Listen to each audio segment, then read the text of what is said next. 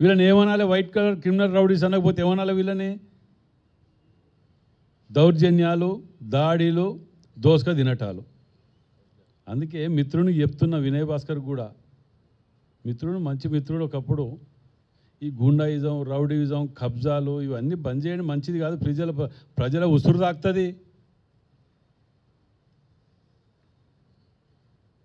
ఇట్లాంటి ఇంకా పోతుంటుంది, అది మంచిది కాదు. అది ప్రజల ఉసురు తాకుతుంటాయి ఇట్లా.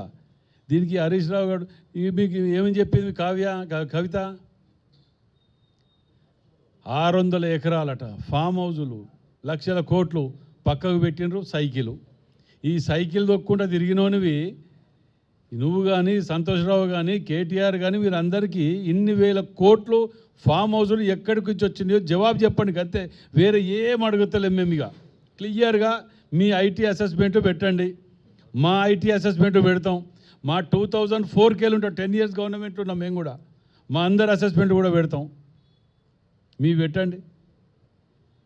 సింపుల్గా ప్రజలకు ఉదాహరణలు చెప్పడానికి ఇవన్నీ చూడటం ఒక ఎత్తు అయితే, సింపుల్ ఉదాహరణలు ఏంటంటే వీళ్ళ ఛానళ్ళు, పేపర్లు, వీళ్ళకున్న ఫామ్ హౌస్, ఇవే సాక్ష్యాలు. ఇంకా వేరే అవసరం కూడా లేదు వీటికి.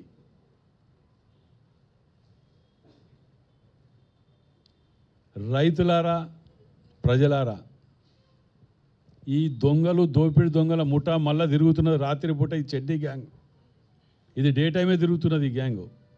వీటి మాటలు నమ్మి మోసపోకండి, వాస్తవాలను గ్రహించండి. ఇక ఆయన పోయిండు, ఎందుకంటే 15,000 ఇచ్చినాం కదా మొన్న ఫండు. ఏది మన వర్షాలు పడ్డప్పుడు బిల్లా రాడిక్కడికి, మన నాగని చెప్తుంటాడు బిల్లా రంగ గురించి బాగా. బిల్లా రాడిక్కడికి, ఎందుకంటే 10,000 ఇస్తాను అవతల పడ్డాడు దొంగ తిరిగి నాకు తెలిసి హన్మకొండకు రాడా 10,000 ముచ్చట మాట్లాడతారని చెప్పి. ఇక రంగాన్ని తోలిండు. రంగా వచ్చి రంగా ఈ మాట మాట్లాడుతుండు. ఆఖరికి చెప్పి మన దగ్గర కూడా 600 కోట్ల రూపాయలు హాస్పిటల్ ఎత్తుకపోయిందని, అది కూడా ఈయన తాలూకే అన్నారు. ఏ స్వయం వాళ్ళ మరదలే చెప్పి, మేము ఎవరో బయట చెప్పినవి కాదు కదా, ముఠాల సభ్యులే వీళ్ళంతా. ఈమె కానీ వాళ్ళందరూ ముఠా సభ్యులే కదా. పంపకాల తేడా వచ్చి లొల్లులు పుట్టినాయి ఇవి. కానీ తేడా వచ్చింది, కానీ 100 కోట్ల, 1000 కోట్ల, లక్షల కోట్ల తేడా ఉన్నది.